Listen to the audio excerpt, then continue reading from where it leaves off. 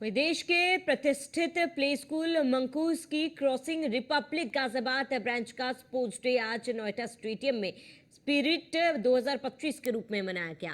कार्यक्रम की शुरुआत संस्था के डायरेक्टर श्वेता शुक्ला ने कहा है कि हर माँ बाप को अपने घर में एक लाइब्रेरी बनानी चाहिए।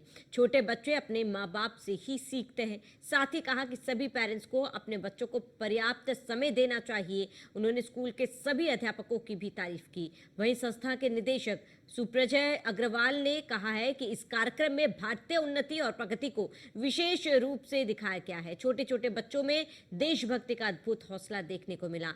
वहीं कार्यक्रम के अंत में डायरेक्टर श्वेता शुक्ला ने सभी पेरेंट्स को और स्कूल के सभी स्टाफ को धन्यवाद दिया।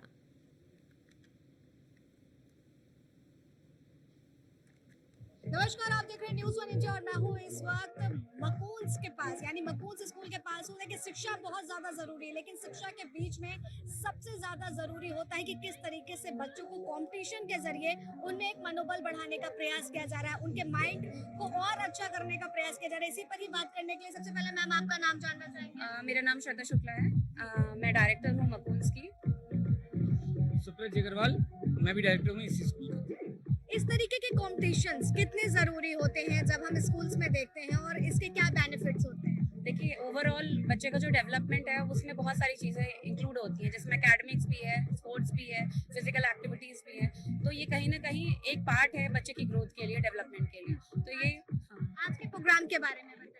आज जो हमारा प्रोग्राम है, मैं बताना चाहूँगी आपको कि हमारे स्कूल को 10 साल हो गए हैं, मकून्स को क्रॉसिंग रिपब्लिक में।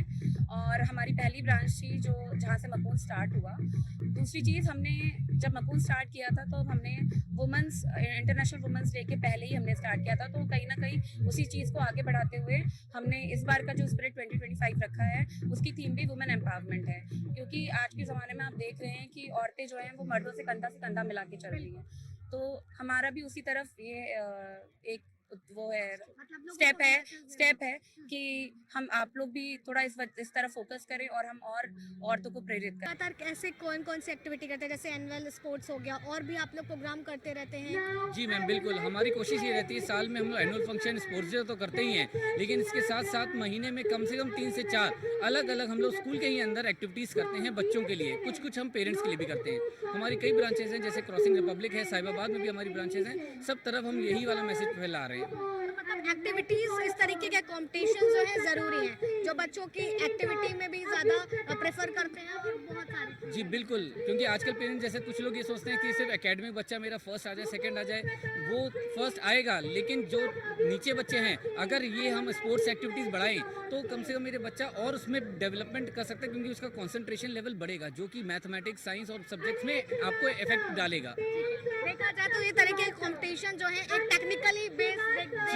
जी एग्जैक्टली मैम। तो मकून्स किस तरह से बच्चों में एक्टिविटी पैदा करने का प्रयास कर रहे हैं, और इस तरीके के कंपटीशन जो वुमेन्स को भी वुमेन्स के लिए एक स्टेप देखते हुए नजर आए, जैसे कि मैम ने बताया, और इस तरीके के कॉन्सेंट्रेट कंपटीशन किस तरीके से लोगों के लिए बेनिफिट होते हैं वो आपके सामने है। फिलहाल अब तक के लिए बने रहे न्यूज़ वन इंडिया पर। वीडियो जर्नलिस्ट रविकांत के साथ आस्था तिवारी। तो इस वक्त हमारी मौजूदगी मकून्स स्कूल के बाहर है। स्कूल के बाहर क्या कह लो, नोएडा स्टेडियम में हम लोग मौजूद हैं, और यहाँ पर छोटे बच्चों के जिस तरह से कार्यक्रम हो रहे हैं उसकी तस्वीर आप देख सकते हैं। और यहाँ पर उनको चेयर अप करने के लिए उन्हीं के पेरेंट्स, उनके ही रिलेटिव्स बैठे हैं, तो उनसे बात करने की कोशिश करते हैं और जानते हैं कि इस बार जो ये इस तरीके की एक्टिविटी होती है उसको कितना ये प्लस पॉइंट देते हैं और कितने बेनिफिट समझते हैं। क्या नाम है आपका? मोहिनी सिंह। आपका बच्चा यहाँ पर कॉम्पिटिशन? हाँ जी। तो हो गया कंपटीशन उसका, या फिर अभी होगा। तो कितनी एक्साइटेड है? बहुत ज्यादा एक्साइटेड हूँ। अच्छा, स्कूल्स में जो इस तरीके की एक्टिविटीज होती हैं, इसके बारे में मैं पेरेंट्स से स्पेशली जानना चाहती हूँ कि इसको आप लोग कैसे देखते हो? इस तरीके की एक्टिविटी होनी चाहिए, या और उसमें प्लस पॉइंट क्या दिया जा सकता है? नहीं, बिल्कुल होनी चाहिए इस तरीके की एक्टिविटीज। इससे बच्चे का कॉन्फिडेंस लेवल इंक्रीज होता है, पेरेंट्स को भी एक अच्छा लगता है कि हाँ, हमारा बच्चा स्टेज पे परफॉर्म कर रहा है। तो कौन से कंपटीशन में आपके बच्चे ने पार्टिसिपेट? स्पोर्ट्स में, डांस में किया हुआ है। तो बेस्ट क्या करता है? वैसे हर माँ के लिए बच्चा उसका बेस्ट ही है। बिल्कुल। आपके बच्चे ने भी कंपटीशन में है? कौन सा कंपटीशन में, मतलब कौन सा गेम खेल रहे हैं? Dance competition. तो क्या कुछ कहना चाहेंगी?